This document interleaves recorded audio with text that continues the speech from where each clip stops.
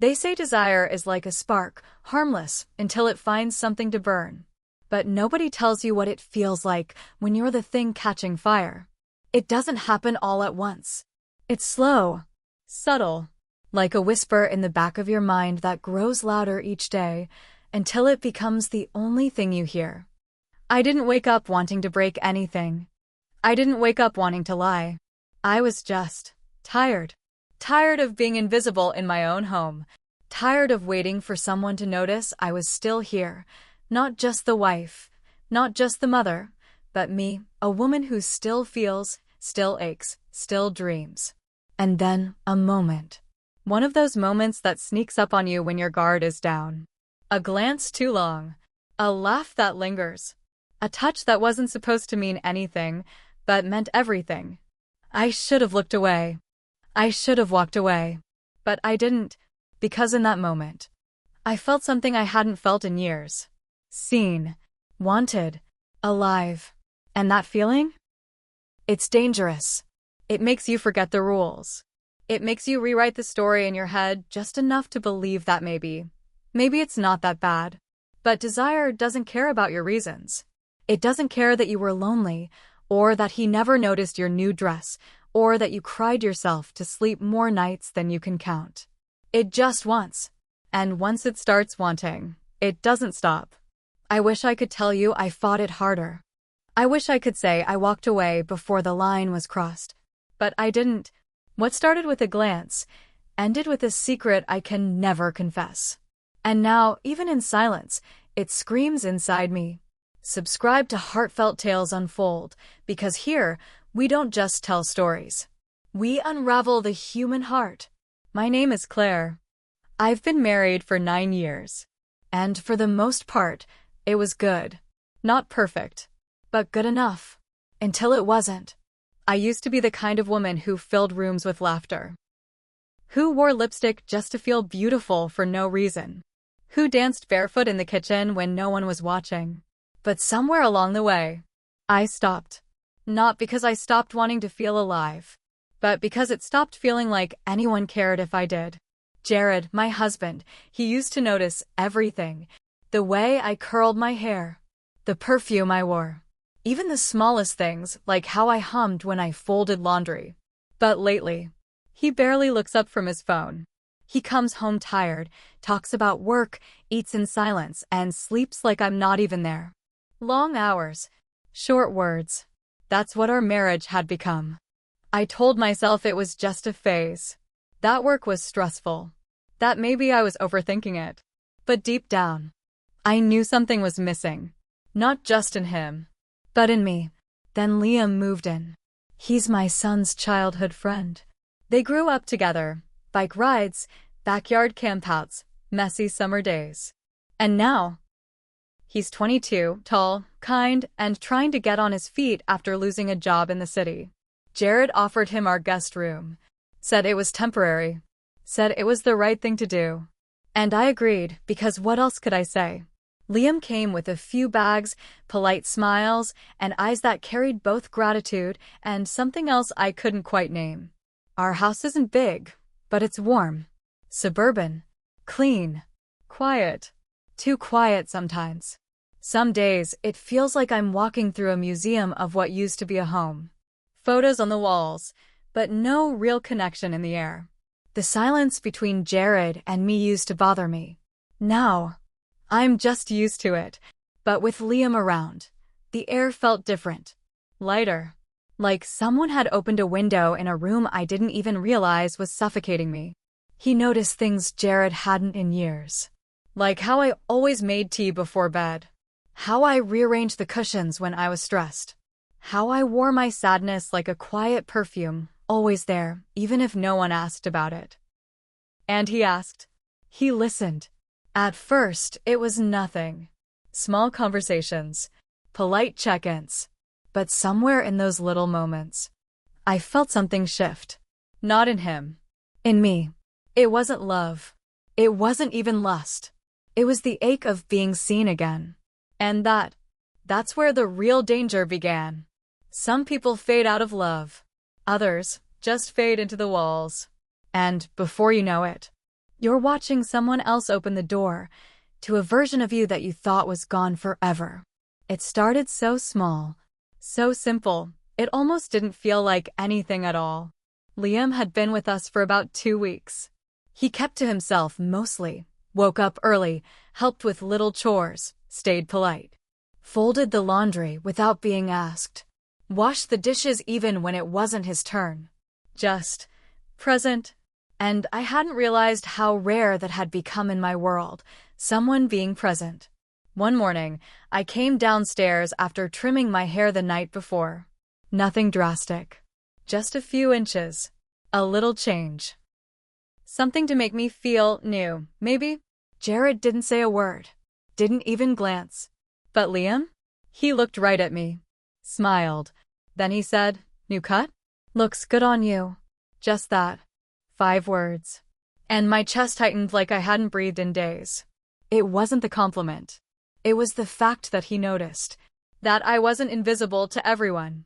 And maybe I shouldn't have let that matter so much. But when you're starving, even crumbs feel like a feast. That evening was my birthday. Not a milestone. Nothing fancy. Just another year older. Another candle I wasn't excited to blow out. I didn't remind Jared.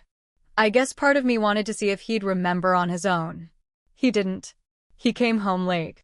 Dropped his briefcase. Muttered something about traffic. Ate in silence. Went straight to bed. No happy birthday. Not even a glance. I sat in the kitchen alone. One candle lit on the table.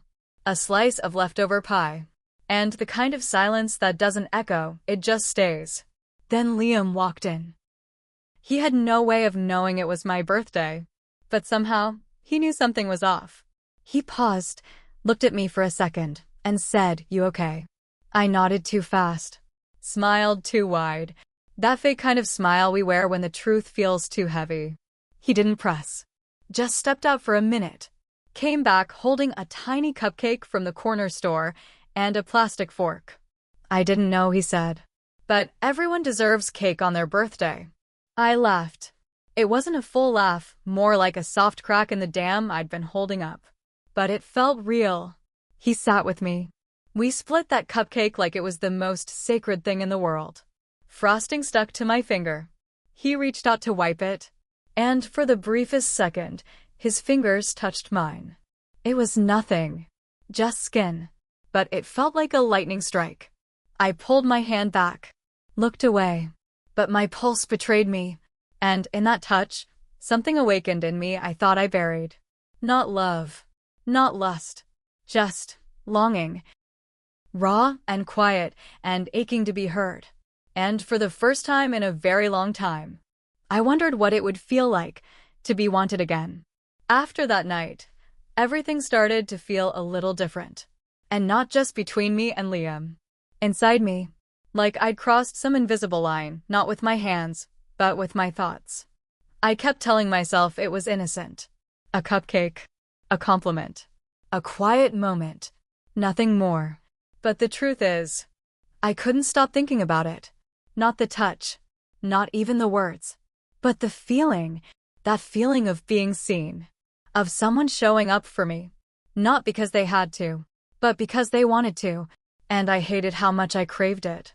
Every time I saw Liam after that, my mind would race ahead of my body. I'd overthink everything. The way I tucked my hair. The perfume I chose. Whether my shirt hugged too tight or not enough. I told myself, "Claire, stop. You're being ridiculous. He's just being kind. You're just lonely." And then I'd whisper back, "But isn't that enough?" The guilt was constant. It crept in at night when I lay next to Jared and felt nothing but distance. It whispered during the day when I caught myself checking the mirror a little too long. It followed me like a shadow. But still, I didn't stop. I didn't flirt. I didn't cross any lines. But I lingered. I lingered in the kitchen when Liam was around. Sat a little closer when we talked. Laughed a little longer at his jokes. Not because I wanted something to happen, but because I wasn't ready to let the feeling go. And maybe that was worse. Maybe pretending I was innocent made it easier to justify what was happening inside me. Because my body, it reacted before I gave it permission. I felt butterflies again. Like a girl. Not a tired wife. Not a forgotten woman. But someone who still had something left inside her to give. I'd dressed differently. Nothing obvious, just subtle changes. A bit of mascara. A blouse I hadn't worn in years. Perfume I used to wear when Jared and I were still in love. I'd stand in the hallway and pretend I wasn't waiting for Liam to walk past. Pretend I wasn't hoping he'd say something, anything, to remind me I still existed. And every time he smiled, every time he looked at me with those soft, open eyes, it chipped away at the wall I'd spent years building around my heart. The part that scared me most wasn't that he was younger, or that he was staying under our roof. It was that he felt safe. Safer than my own husband. Safer than silence. I told myself I wasn't chasing anything. I told myself this wasn't about Liam. But maybe I just stopped running from myself.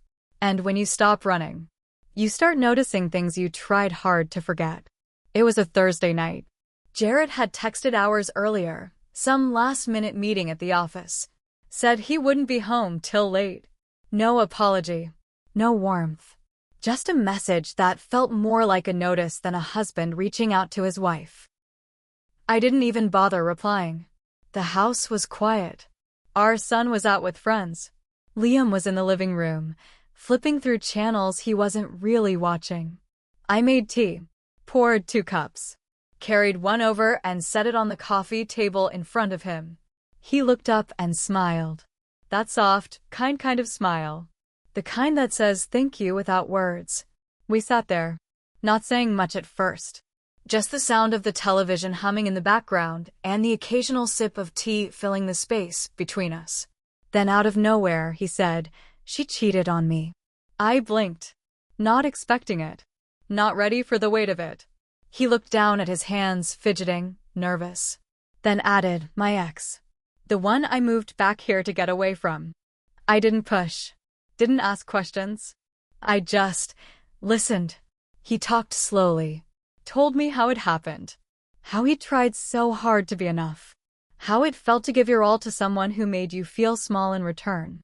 His voice cracked once, and my heart did too. I reached over without thinking and placed my hand gently on his knee. A quiet gesture, meant to comfort, meant to say I see you. I hear you. I understand. But I didn't pull it back. And he didn't move away. We sat there like that, frozen in a moment we both knew was becoming something else. I could feel my pulse in my throat. That kind of heavy silence where even the air feels charged. It wasn't just about his pain. It was mine too. Unspoken. Unhealed. Finding a mirror in someone I never expected. After that night, things shifted. Late night tea turned into late night wine. We'd laugh about old shows, talk about childhood stories, pretend like nothing else existed outside that room. The kitchen became our meeting place. Long after Jared was asleep. The rest of the house quiet. The world paused. Our conversations started to stretch. We'd find reasons to linger, just 5 more minutes. Another question. Another laugh. Sometimes our fingers would brush when we reached for the same mug. Sometimes our eyes would meet and neither of us would look away. I'd tell myself, it's harmless. It's just company. I'm just being kind. But I knew. Deep down, I knew. One night, the power went out. Storm rolling through. Flickering lights. Wind howling against the windows. We lit a few candles. Liam grabbed a blanket, threw it over both of us while we sat on the couch. At first, we stayed on opposite ends. Safe. Distant. But then he shifted. Moved just a little closer. I could feel the warmth of him beside me. The steady rhythm of his breathing. The quiet weight of something neither of us dared name. And when the thunder cracked again, he looked at me. Not the way a boy looks at a woman, but the way a man looks at someone who makes him forget everything that came before. My breath caught. My heart pounded. And then, he didn't move away. And neither did I. It was one of those nights where the sky felt heavy. Rain slammed against the windows like it was trying to wash something away. Thunder echoed in the distance. The kind of storm that makes the whole world feel like it's holding its breath. Jared called just after 9. Said the car broke down. Some engine issue. He tried everything, but the tow company was delayed. He was stuck. Wouldn't be home until morning. His voice was flat. Tired. No, miss you. No, be safe. Just, I'll see you tomorrow. I stood there holding the phone for a second after the call ended. Not sad. Not angry. Just nothing. And that nothing was the loudest thing I'd felt in years. Liam was in the kitchen. He turned when I walked in, raised an eyebrow at the look on my face. Jared's not coming home tonight, I said quietly. And Liam just nodded, like he already knew. We didn't say much after that. I pulled out a bottle of wine.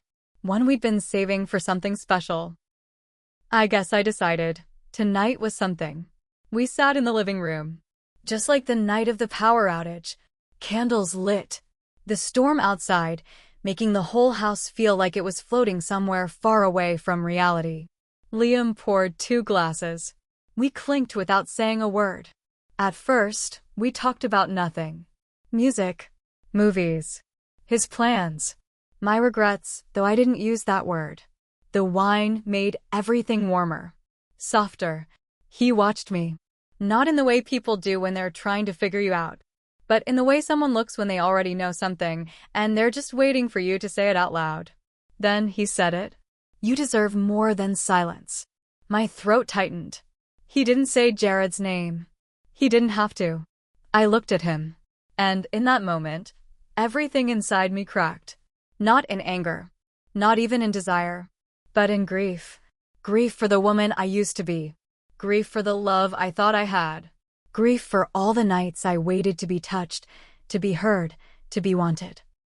And got nothing. I didn't mean to reach for his hand. But I did. And he didn't pull away. We sat like that. Fingers entwined. Silence sitting between us like a secret we were both finally ready to share. Then, he leaned in. Slowly, like he was giving me time to stop it. I didn't. And when his lips met mine, I didn't feel fear. I didn't feel guilt. I felt alive. It was soft at first. Careful. But then something gave way, all the longing. All the hunger. All the quiet ache that had been building for weeks, maybe years. I don't know who moved first. Or who deepened the kiss. Or when we stopped pretending we didn't know what was happening. But I remember the feeling. Hands on my skin. Breath against my neck. The sound of rain pounding harder than my thoughts. We didn't speak. There were no promises. No declarations. Just heat. And need. And 2 people who had spent too long feeling like shadows. And in that moment, I wasn't a wife. I wasn't a mother. I was just wanted. I'd searched for that feeling in quiet glances and late-night talks. But nothing had prepared me for what it would feel like when the dam finally broke. There was no turning back. Even before it ended, I knew. If you've ever made a choice you can't undo. Like this video and stay with me. Because what happened next changed everything. The morning after felt colder than the rain that had fallen all night. I woke up before the sun. The blanket still clung to my legs, but the warmth in the room was gone. Liam was already up. Dressed. Busying himself in the kitchen like the night before had never happened. He didn't say a word. Didn't look at me. Just moved around the space, deliberate, quiet, distant. I stood in the hallway, watching him, wondering if I should say something. Ask if he was okay. Pretend it was all a mistake. Pretend it wasn't. But the words, they wouldn't come. So I did what I'd always done. I went back into the shell of myself, and I brewed coffee like that would somehow make everything normal again. By the time Jared walked through the front door, the sky was gray and the silence between us was heavier than it had ever been. He looked exhausted, a little irritated. Wet shoes, wrinkled shirt. But he kissed me.